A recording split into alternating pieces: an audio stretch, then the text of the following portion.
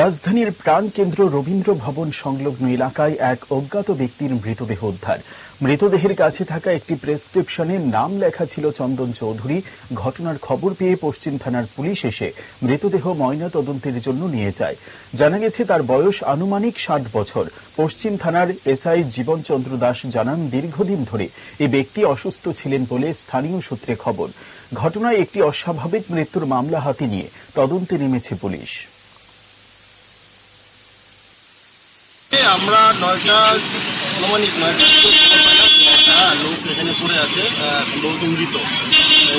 Technique স্যালুনের মালিকই জানালো। তো উনি বললেন যে ওর লোকটা এখানে প্রায় ঘুমাতো, সামনে ভিক্ষা বাণিজ্য করতো, থাকতো, এইভাবে চলতো, প্রায় এখানে ঘুমাতো। তো আমরা আসলাম, আসে তার ব্যাগকে চার্জ করে দেখলাম একটা নাম শুধু চন্দন চৌধুরী, মোবাইল নাম্বার বা তার একটা কোথাও পাওয়া যায়। হ্যাঁ, তো এখানে এলাকার লোক সবাই বলছে যে সে তো এখানে ঘোরাঘাড়ি করতো, ইটা করতো, লক্ষ্মীনারায়ণ বাড়িতে